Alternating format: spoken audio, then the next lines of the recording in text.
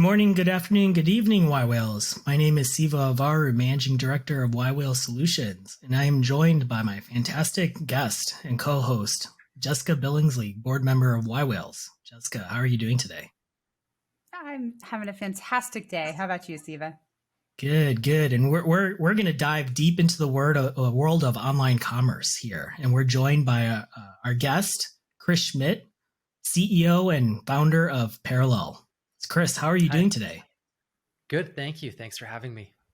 Chris, we're excited to have you as a guest. So maybe for our listeners here, because I think the majority of our listeners probably have not heard of Parallel, you can give some insight into what Parallel is as a platform. Yeah, so Parallel is a social commerce platform that curates your shopping experience to show you people with similar body size to yourself. And then you can see what they're wearing and the size that they wore. And this actually allows you to find the right size before you buy clothing online. And this helps reduce return rates and increase customer satisfaction. Well, so something more powerful than the generic sizing charts on online, right? If I go to Zara or H&M and I try to buy a large T-shirt and I don't know if it's truly large or what have you, I have to base it off the measurements. How does Parallel kind of satisfy that gap, so to speak? Yeah, so we view size guides as trash. They're absolutely useless, and that's basically what everyone feels towards that. And the not knowing what size to buy is actually the biggest problem for apparel e-commerce companies. And the stat that we keep looking at is 40% of purchases made online are returned, and of those 40%, 60% are due to wrong size. So what I can do is I can quickly jump into Parallel, kind of show you how this works, and kind of show you the magic. Oh, yeah, this is awesome. Yeah. Okay. I'm one of those people. When I order a shirt online from something I haven't tried in person, I order 5 versions of it, see if it's which size fits me best, and I return the others. And then maybe, I might like how it fits. Maybe I don't. Yeah. The online stores, they despise you as a customer having all those free returns. So we're out there to solve this. And really the solution that we look at is when you typically buy a shirt online, you go to the product page, you go down to the review section, and you're looking for those comments that say, I'm 5'10", 170 pounds, I bought a medium and it fit me. And so sort of you trying to emulate what someone else like yourself is wearing is actually the best way to buy online. So here's Parallel. This is our desktop. We do have an app in the iOS App Store. And when you get to the homepage, you have this really interesting Instagram-ish inspired feed, sort of like a Pinterest inspiration, exploration, discovery. You can actually click on the photos and you can see exactly what this creator is wearing, where she bought her items. And then when you get down to someone, you can actually click on that photo and see their measurements and your measurements. You can compare those sizes. So here is Yun. I'm a little bit taller than him. We have a similar chest size, similar waist size, similar sleeve, inseam, and hip. So we're actually very similar as people in terms of dimensions. And so how clothing fits Yun will be very similar to me. So Yun has actually done the work. If I like those pants, he's linked that up to Banana Republic. I can go through and I can actually purchase that item. And we have actually affiliate partnerships with 3,500 brands around the world. I'll show you where the magic happens. So when you sign up for Parallel, it's free. You can create an account.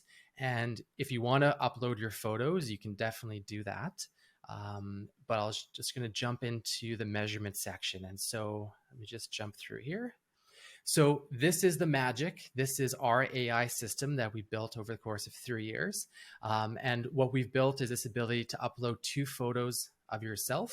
So a front and a side-facing photo.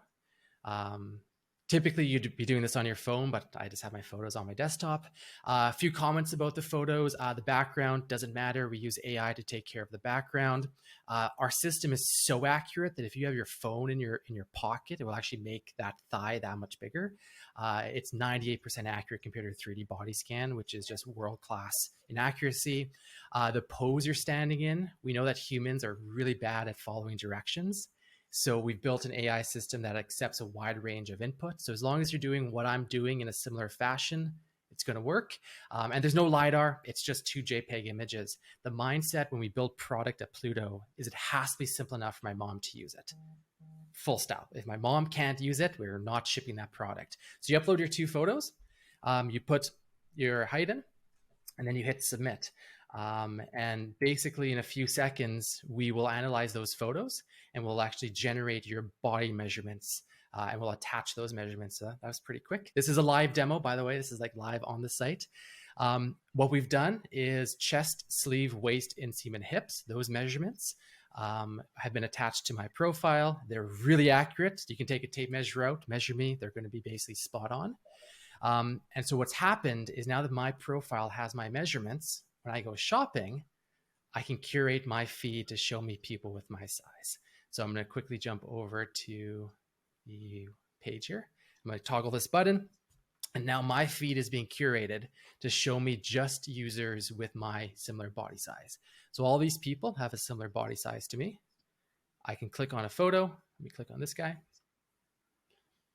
And Sam has uploaded his items. He's tagged what he's wearing, and then I can buy those items. So that's kind of Parallel in a nutshell. Have you had any pushback at all for folks generating their measurements? So we haven't, surprisingly. We were initially quite, I wouldn't say scared is the right word, but we were concerned when we launched this AI tool with Parallel that there would be pushback. And the reason we don't is when we were building our AI system, we were thinking through all those user experiences that may have pushback. So for instance, we understand that not every user is comfortable wearing skin-tight outfits to take photos and submit online. So we actually built an AI module on top of our system that accepts more baggy clothing. So hoodie, jeans, more baggy clothing that someone might be comfortable submitting. And our AI will actually infer your body measurements under that baggier clothing. So we kind of worked through all those kinks that would have pushbacks. And we did all the testing for 3.5 years. This wasn't something we just built in a month and then shipped. We wanted to make sure that 99.5% of the population can use the system with high levels of accuracy. So it's been really, really smooth. And Parallel exploded. It's in 191 countries around the world. It went international very, very, very quickly. We lean into diversity. We embrace body diversity. It's not just a site for beautifully Instagram photoshopped models. It's everyday people from the ages of 13 to 70 are on the site. So it's this really interesting platform that's evolving. I have so many questions to dive into the platform, but before we do that, maybe let's a little bit learn more about yourself, your background, how you got, I mean, I don't, no one just goes in and says, I'm going to correct sizing for online e-commerce, right? You have to be rooted in some sort of foundation before that. So tell me your background in terms of building products, deploying SaaS modules, online websites, what have you? Yeah, this is not my first rodeo. I started building my first company actually 20 years ago when I was 10 years old. That company is still operating today. I live in Winnipeg, Manitoba. Fun fact about Winnipeg is we have the largest urban forest in the world. So that means it's the most amount of trees within our city. And the company I started 20 years ago is the largest company that protects our trees against Dutch elm disease. It's a side business that I built the tech to fully automate that company, but I just keep doing that. It's doing something good for the city. I went through university. I was supposed to go into medicine. My whole family, everyone's a physician. They're kind of stuck in a rut. I did the MCAT. I was on the doorstep to medicine. And then I decided to start another company called Geofilter Studio. This was back in March of 2016. And if you used any Snapchat filters between March of 2016 and 2020, those were made by my company. So Geofilter Studio was Canada's fastest growing company in 2017. We went from 0 to 85 employees in 12 months. We had no investors, no debt, cash positive on day one all the way through. And that company was acquired about 4 years ago. And during that company, when I was building the Google advertisements and the Facebook advertisements, one little flex that I can sort of brag about is my Google ad campaign for that company is world-class. And I was actually called by Google and they said that you've built the best Google ad campaign ever. It's actually the case study at Google today to teach people how to build Google ad campaigns. And so I was looking at the data that Google was capturing, and I was noticing there was this one data point that they don't have. And it's the last data point to fully customize goods and services. So Google knows everything about you, just sort of accept it, but they don't know your body dimensions. And that is the last piece of information they need, or Facebook needs, to be able to say, here's an advertisement, you should buy this brown leather jacket, but they don't know your body size. They can't say you should buy this large brown leather jacket. So I built Pluto in 2018. I started building Pluto in 2018, 5.5 years ago, with this very simple thesis: as I want to capture human body dimensions in a highly scalable way through a phone. And the best way to do that, 3D body scanners, that's not scalable. You can't send everyone in Winnipeg or the world to a 3D body scanner. So we built an AI model. I thought it was going to take 6 months to build it. It took us 3.5 years. All the data sets, everything custom built in-house. And then that kind of led us to an AI tool. And the misconception is that an AI tool is not a business. And so we had to take that tool and do something with it. And when I build a company, I'm always looking for problems to solve. And the biggest problem for shopping online and consumer shopping is not knowing what size to buy. So that sort of deviated a few iterations of different products, and boom, Parallel's born, and that's kind of where we're at today. What is exciting about this problem for you? Like what's personal or exciting, or why is this something you want to solve? Yeah. So every business I've built, I've sort of scaled up to, I guess, sort of the problem and the impact that I'm trying to make. And the environmental impact of high return rates is just staggering. And the challenge of this problem, which is the biggest problem for every e-commerce brand in the world, that tickles my brain that's like a good challenge to wake up to try to solve every day. So I'm attracted to, I guess, highly challenging problems, and I believe I have a skill set to solve it. So that's kind of where I want to focus. Like I said, I started 5.5 years ago when AI was not this sexy thing. We are an AI company. We just happen to be the right time, right place now. But I like to solve problems, big problems. And it's interesting because online sizing, as you mentioned, is so it's not standardized, right? I could, I'm 5'8". I could stand next to a 5'8" person. I'm 165 pounds, but my muscular, structure is different. And so a large for me is probably different than a large for someone that is my, similar size. And then the brands themselves, right? The way that they define their sizing, and I often have to look up, what are the different inch measurements or centimeter measurements, and do those match up with mine? And then even then, when I go and buy something, there is an assumed cost for me to go and get those tailored even further to actually match my frame. How do you kind of, not from the consumer perspective, even though consumer perspective is the most important here, but from a brand perspective, how do you kind of integrate with existing brands with your platform? Because most brands right now, if I go to Zara online, if I go to Banana Republic online, I default to the sizing chart. So how does a brand leverage Parallel to then offer, hey, Chris, these are your measurements, these are your dimensions, this is what clothing or articles most likely match up to your dimensions? Because even within a brand, I have an inventory that fits so many different size types, right? Slim, athletic. I'm only speaking from a guy's perspective. I know. I like how you're like, depending on my musculature, I have to get everything tailored. And so what I'm hearing is there's maybe a really nice add-on service aspect where this gets drop shipped to a tailor who then custom tailors and ships it directly to you. I'd love to skip that step of going to the tailor myself. Yeah, but especially for women, right? The sizing is, I know with my wife, is just her shoe size as a, I'm not going to say her shoe size online, but It's for one that company. One's probably safe. There's some other sizes that are maybe not so safe, but that one's safe. Anyway, I know where you're coming from. I'm a rock climber, and so I have a hard time finding blazers that fit me because I'm more muscular in the shoulders and arms than the rest of my frame for a blazer. So like you, I just assume, oh, I'm going to the tailor for as soon as I buy this, I add on that cost. Yeah, the inconsistency among retailers. I mean, there is no consistency. There is no standard for sizing. And we're kind of coming at it from this interesting perspective of we're almost saying we don't care what size the retailer wants to select. I mean, by all means, call it fruits like watermelon, oranges, like you're a size watermelon, you're a size orange.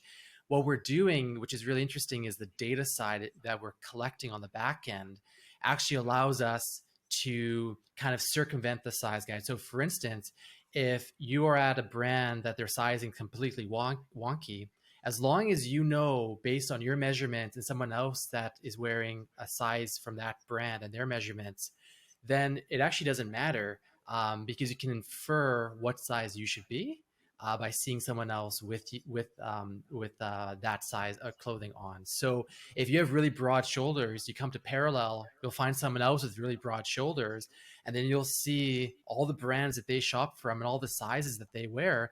And it doesn't matter anymore if you're a 0 or a 6 or a 12 or a 200. It doesn't actually matter because we're using the data to standardize it kind of from behind the scenes. So that's kind of our view perspective. And there's a difference between fit and style. So fit is all this people are trying to solve the fit problem where you're 5'10", 170 pounds, you wear a large. But the challenge is that people understand is that style is what actually influences how it looks. So you could have two people, exact same body size. One person likes a tight fit, one guy likes, or the other person likes a more baggy fit. And so with Parallel, you have that option by just seeing, oh, there's someone same size as me, tight fitting shirt. I like tight fitting shirts. I wear that size. So we don't even care what size the retailer has anymore because we're just going to show you people with your body type.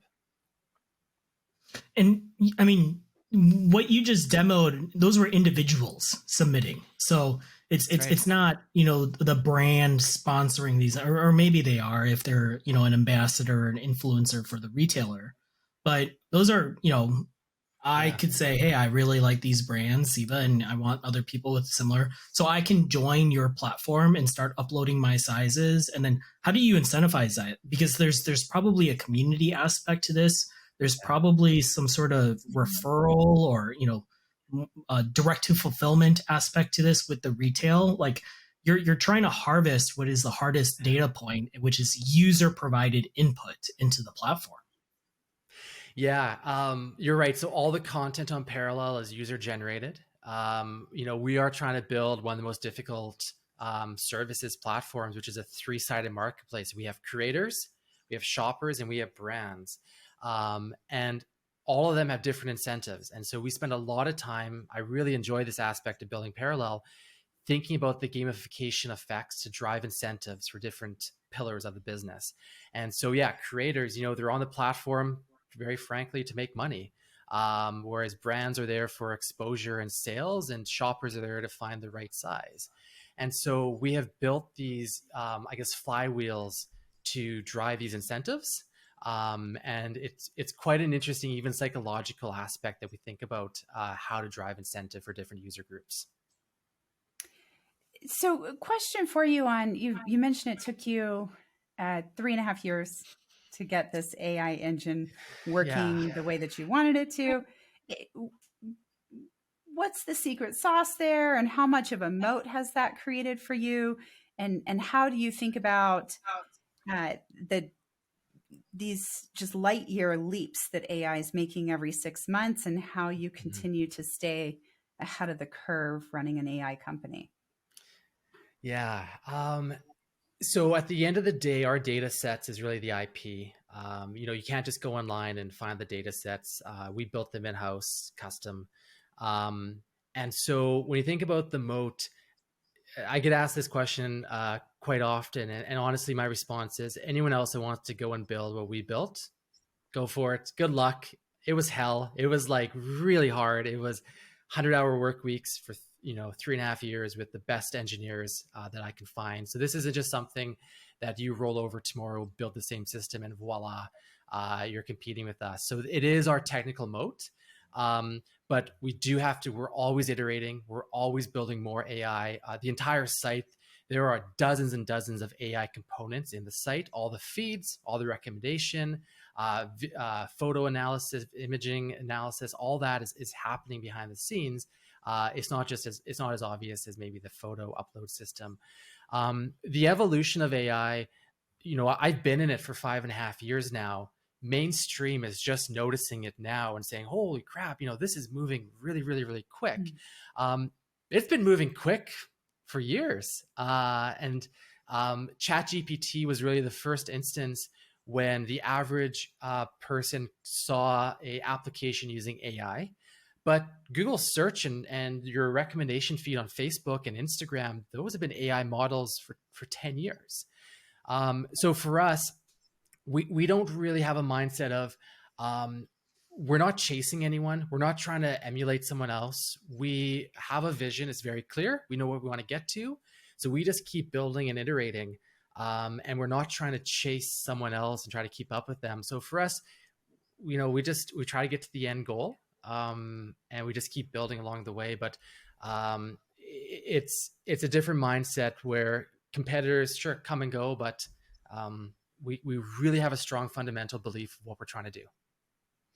Maybe I'll ask a pretty basic and dumb question to you here. And when you mention AI, everyone is using AI as a buzzword, as a keyword right now.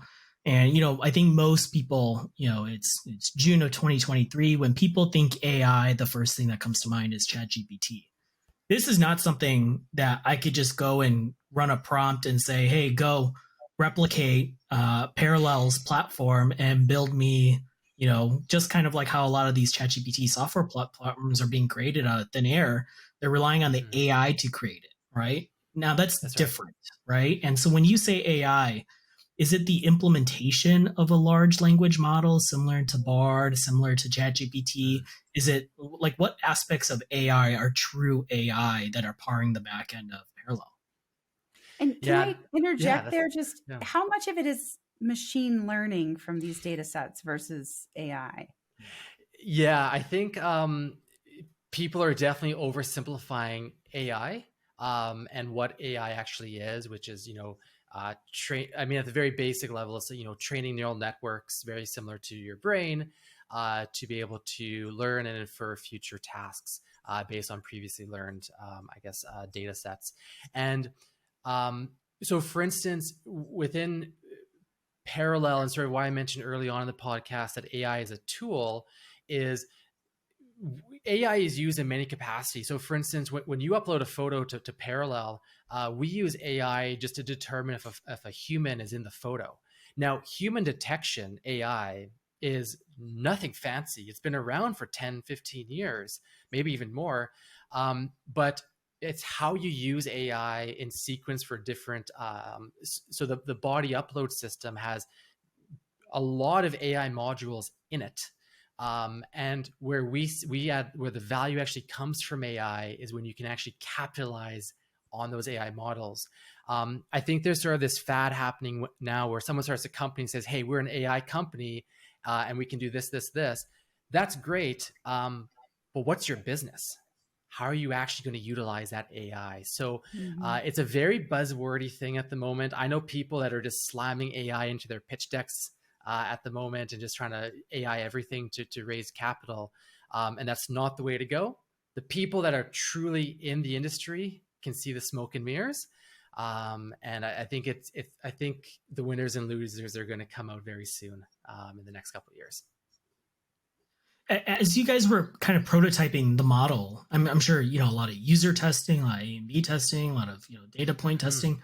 What are some of the most interesting insights and not insights when the platform was live, once you got the creators and the users in there, but as you were going through this process, what were some things that you were learning, maybe from a body measurement perspective, but also from a technical capability perspective that you didn't foresee or initially plan to encounter?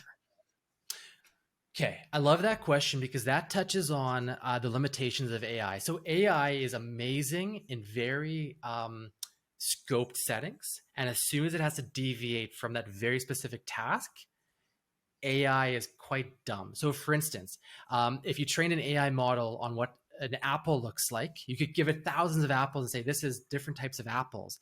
If you show that AI model an orange, it has no idea what that thing is. So it's very scoped and limited.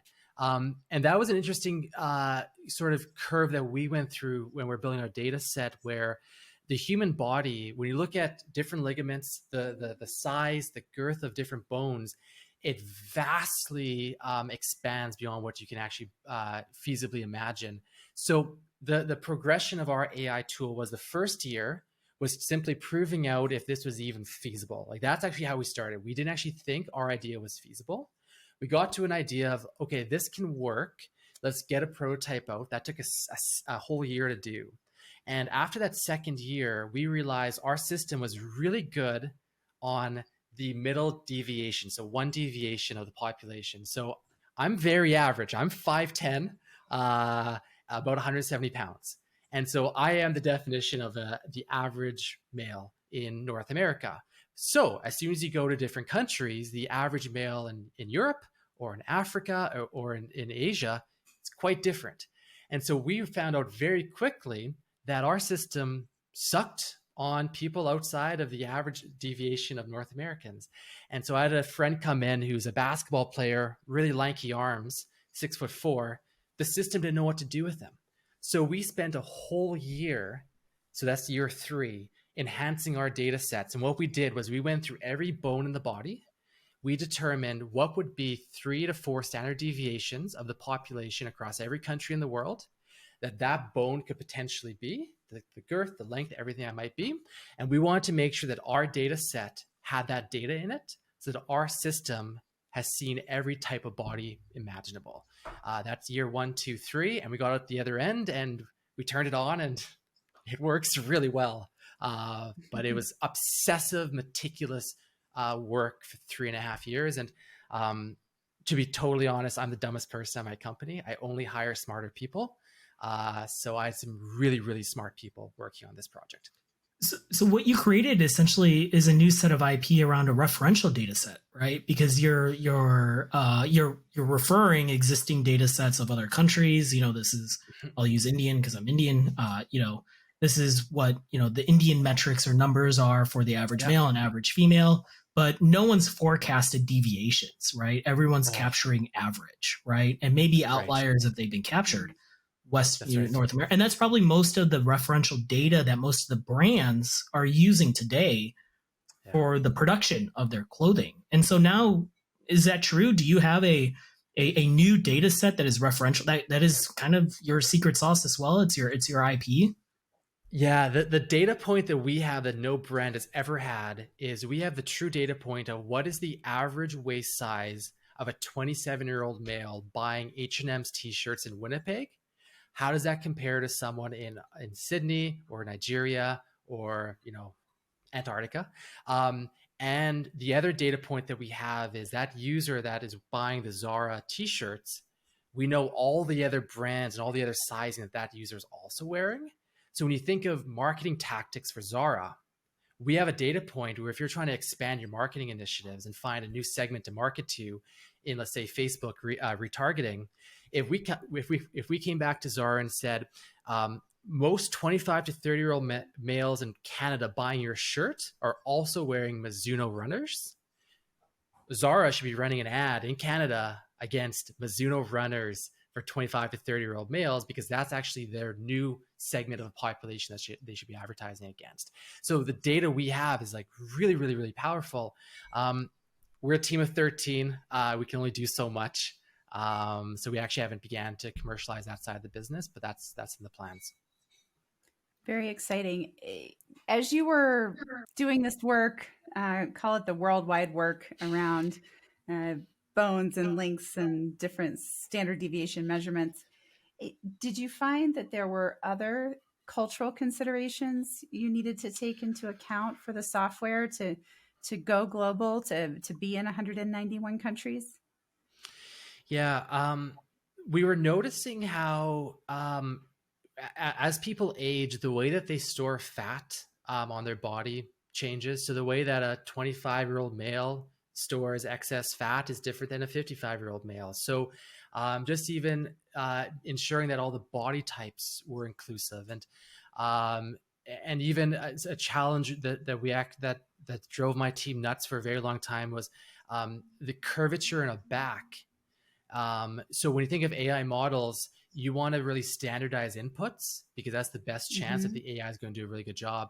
And so when someone would come through with potentially a curvature in their back, not having the system automatically straighten them out to increase the accuracy of the input is actually really, really difficult.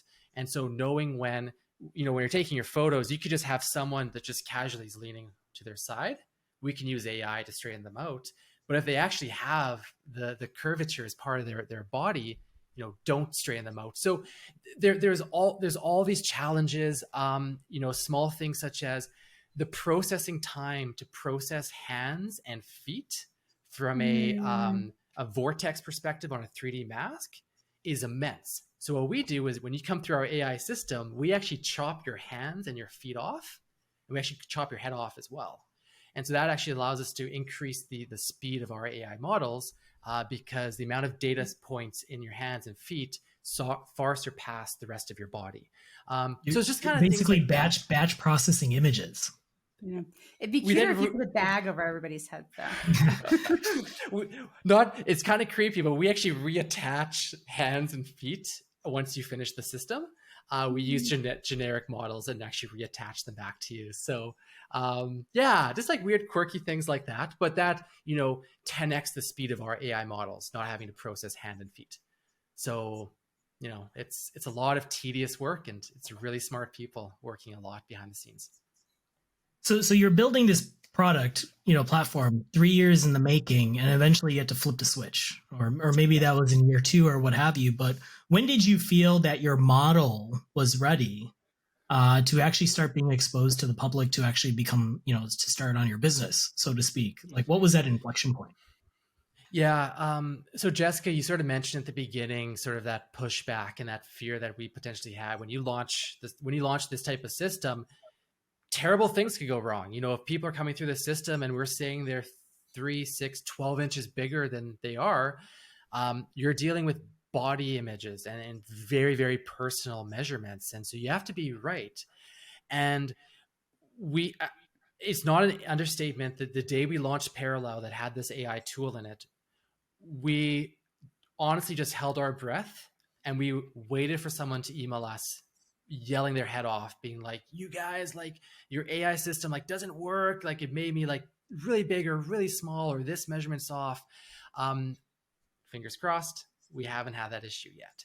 So what we did was our strong point at Pluto is product development, specifically AI development and I guess consumer products. And so honestly, at the end of the day, I feel really comfortable what we're building in our skill set. And when we launched, I felt good about what we're doing, and we obsessed over every detail. So there wasn't really too much worry on the pushback, and we just continue to improve every day and iterate on the data coming in and keep making the product better. What's the next step on your roadmap? What are some of your aspirations? Yeah, so we organically grew. We're sitting at about 125,000 users at the moment. No marketing spend, purely organic. And so we're sort of at this point where we built a product. When you look at our data and our metrics, our user growth, engagement, retention, core metrics of a social commerce platform, they're very good. And we're looking at this and we're saying, wow, we have the ability to build the next big platform. We have a long ways to go. But when you actually look at opportunities for building a company and the sky's the limit, this is the true definition of the sky's the limit. We've worked 5.5 years really hard to get to this point. We're just wrapping up. I just closed an investor yesterday. We're just trying to wrap up our seed round to kind of get that finished. And then the next phase for us is let's get to a few million users. And then let's just keep pumping this and keep going forward. So every day, it's 100% parallel is the focus. And what is that, whatever you can lend publicly, what is that plan to acquire those next million users or so? What is that customer acquisition or go-to-market strategy? So we use TikTok to get the first set of users. There's a individual at the office. He's actually still a university student that runs our TikTok account. He has over 200 million views and almost 700,000 followers. He's very good at making TikTok videos. So we've used him as the initial very broad marketing awareness where he gets more views than Fox and CNN combined a day on his TikTok videos. And then a percentage of those click through our bio to a link, come to our website, a percentage signs up and become users. So that's been sort of the general broad awareness to get to 125,000 users.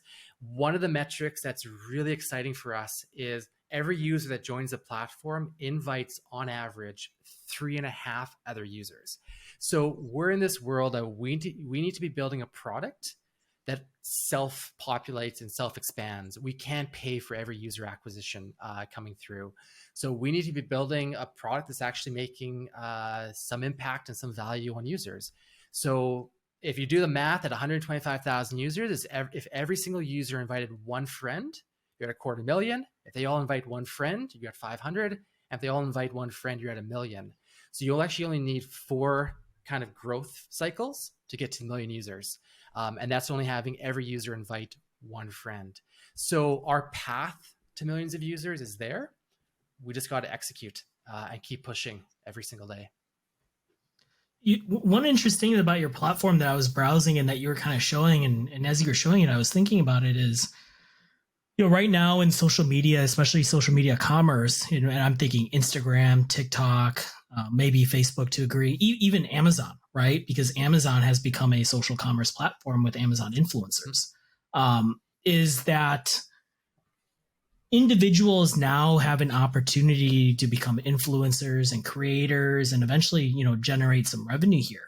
Your platform is interesting because I have no intent of ever becoming an influencer or creator, but I probably have sizing measurements that might be helpful for other like-bodied individuals. And as a result, there's probably an opportunity for me to make money on your platform by providing my own photos and by somehow, without any intent, becoming a creator influencer. That's an appealing growth strategy as well, because you're enabling others to become creators with very minimal effort, right? No marketing. It's just, hey, I just need to help others choose better sizes for their clothes. And that's a very easy value prop. Yeah, we've essentially completely flipped the influencer creator world upside down where we've made everyone an influencer. We've actually have this really interesting integration with Instagram where with 2 clicks, you can upload a photo to Parallel, we can actually pull in your entire Instagram feed. So all the photos you've been posting on Instagram for years and years and years, not making a cent off them. 2 clicks, they're into Parallel, you tag your outfits. And it's funny, we have Instagram influencers that have been posting on Instagram for years. They have made literally no money on Instagram. And within the first few days on Parallel, they're actually already making a few dollars. And so you're absolutely right. We actually have people that after school, they go to the mall, they go to the change room in the mall. They'll be taking photos of the latest Aritzia outfits or Club Monaco outfits. They'll go home. They don't buy a thing. They go home. They post those outfits on Parallel. And now you have that random teenager in Winnipeg is now an Aritzia model. And every time someone shops through her post, she's making money. And so there's this interesting cycle where you're absolutely right, where we've just basically flipped the whole world upside down. You don't need 1 million users anymore to become an influencer. The average person is just posting on Parallel and actually making some money. So it's quite an interesting model. And that's why a lot of people are beginning to look at us saying, wow, you've come at this from an interesting perspective. And it's different from Instagram and Pinterest and all the other big commerce platforms. Right now, Maybe does not everyone quite as many 50-year-olds? going to the mall with their fat deposits in their different places. Maybe not quite the same volume. You know what? I'm going to show you. Let me quickly jump over to one of my. He's going to prove me wrong. I love it. I'm going to show you one of my awesome. favorite creators. He's been on the platform for quite a while. His name is Andrew G. And this is what I love. This sums up Parallel and why I love Parallel so much. Parallel is for the average middle-aged guy too. And we've built a community where he feels like, look at these shots of, like, you talk about a creator. That's just, look at these photos. And yeah. I can compare my measurements. So he is 6 feet. I'm only 5'10". He's a bigger individual. We have built an environment on Parallel where Andrew G feels comfortable posting his outfits. There's no commenting, there's no DMing, there's none of that issue that social media has. He feels comfortable. Another really interesting one, I'll just quickly jump over to Mariam. She's actually a physician in Toronto. And she does this really interesting collection of outfits where she matches high-end brands with everyday brands. And so she's matching, YSL with Zara and H&M. And, this is like I said, this is a physician that goes to the hospital every day. She has no intention to be a creator. And I think she has almost 250,000 views on her profile. And so she has tons of great outfits, and everything's been tagged. And I'll show you one more really interesting creator, Isabella. So she's actually from New York, and she has a really fun theme and style to her. And she's one of our big time creators, and you can see all the brands that she's tagging. We can jump into one of these. And so when they're tagging these brands, is that like your platform is already syndicating or crawling or capturing? Are you connected to the brands directly? Like what is, because like you're showing this, SM shoe, Steve Madden shoe, and it's pulling points, the image, the price point, color, the sizes that's available. Like that connection point, is that going direct to Steve Madden website itself? Is that what the user has inputted? Like, so that would link directly to Steve Madden's website, and you can buy that shoe. Let me just quickly share my screen so that I can, I got to share the entire window. Here we go, because it was just the tab sharing before. So here's just a random product that we're going to pull up. So here's the item. You can go shop now. Takes you directly to Steve Madden. There we go. It's on sale for $30, and you can go and buy that item. So what we've done is we have, let me jump back here. So at the moment, we actually have, when you create a post on Parallel, you go and find that URL, and then you link it up to your product.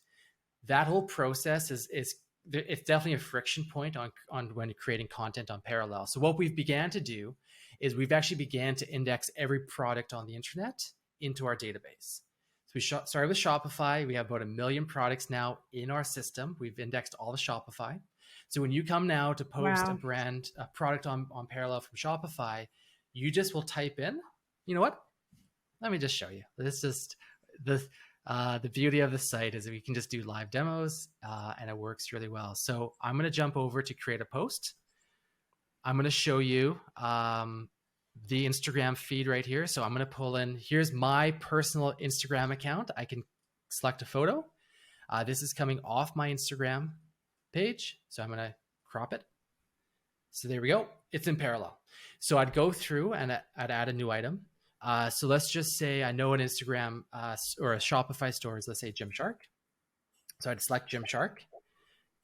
And now, instead of having to go find that URL, this just launched last week. This is actually brand new, and this is quite magical. So we've indexed every product on Gymshark. That's awesome. And I can just pick it. Smooth. We've pulled in all the schema data. So it's all up here. You got the price, the URL, all the information. All that I have to do is really go through and set, I'm wearing a size, let's say size large. I just have to say that this is a male, let's see where, pants. And these are, let's say they're joggers. They're black, and I can do a rating. And there we go. So I've added that item. So I've in real time, I've pulled in all the schema data from Gymshark, and now that is attached to my photo. And that's quite, that actually just came out last week. So that's quite cutting edge. So Chris, it seems you're a pretty committed entrepreneur at this point. You're on what, company 2, 3, 4, hard to count at this point, 3 big ones anyway. And how do you think about that from a managing your life? Apparently you're not supposed to call it balance anymore, your life work ratio.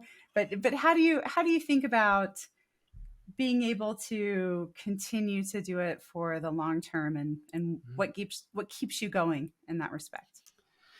Yeah. So what keeps me going is I'm fortunate. I found what I really enjoy doing at an early age, and I don't take that for granted. So it's a little weird. I really enjoy going from 0 to 1 and building tech companies. And at the fundamental base of that is I really, really enjoy solving problems. And how I look at this from a long-term perspective is when you build a company, the mindset you're supposed to have is you're going to spend upwards of the next 10 years building that company on average. So as I turn 30 next month, my mindset is if my wife allows me, I can work for another 60 years. And in those 60 years, I, on average, will only be able to solve 6 more problems in the world. 10 years a company, 6 more companies. And as an entrepreneur, as someone who every single day thinks of 1,000 companies that you should be building and improving the world and solving problems, the thought that you can only solve 6 more in your lifetime, that kicks you in the butt on Monday mornings to wake up and get to work, because time is limited in a sense. And I feel like I'm sort of getting to this point of kind of understand the game and how this works in terms of how do you, like, what resources you need, how do you add value to people. And I'm really excited at the possibility of only building 6 more companies, and I better make them 6 really good companies. So that's kind of what keeps me going. Well, I mean, you did a great job. 6 more companies. You heard it here first. Everyone pay attention. What do you do when you're not building companies? What else do you like? How do you smooth out the journey? So I really enjoy, I grew up playing a lot of sports. So I do a lot of running. I played basketball. Despite my height, I played a lot of basketball growing up. I just recently moved into a 100-year-old house. So I now have an extensive house to-do list. So that keeps me going. And then just at the end of the day, friends and family, keeping up relationships, connecting with others. I'm excited one day to have kids of my own and have my own family, and I might start to slow things down at that point. But especially in your 20s, and now I'm getting out of my 20s, so I can't say this as much in a month from now, but I believe everyone has a different degree of what they want to think of in terms of success and how much they want to work. I work 100 hours a week, and I don't advise anyone else to doing the same. I really enjoy what I want to do. I have ambitious goals, but you don't have to do what I do to be successful. I envy the people that work 10, 20 hours a week. They make way more money than me. They have work-life balance. I'm the first to say I don't have work-life balance. I have a wife. We just had our 1-year anniversary last week. She's been with me for 9 years. She puts up with me. She tolerates me. I'm very lucky. I have a supportive wife and a supportive family. But I have just really ambitious goals, and I need to have the support network around me to keep going. That self-awareness is crucial, and that's amazing. Most people, especially in our space, especially entrepreneurial and in spirit, usually have blinders to that aspect, right? But it's yes. I guess when you build 2 more successful companies, that kind of gives you a nice exposure and kind of revealing of what it is my faculties and my bandwidth allow me to actually be leveraged against. And the decision a couple of years ago to make a social commerce platform, I was very hesitant because I understood this is one of the most significant undertakings I'll ever do. This is like a big project.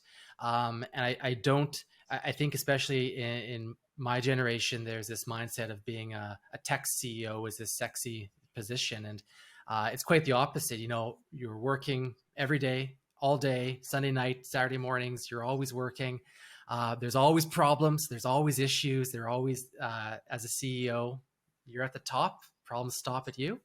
And I think it's really important to talk about how much work it takes, but it's incredibly satisfying at the end of the day. You know, you reach milestones, 50,000 users, 100,000 users, you're raising capital, you're building a team. There's all these very exciting moments along the journey. And honestly, it's not the money. It's like I'd go work at Facebook or Google or some other place if I wanted the money. You do it for the challenge. I really like the challenge. It's really hard. I can't underestimate like how hard it is. It's really hard.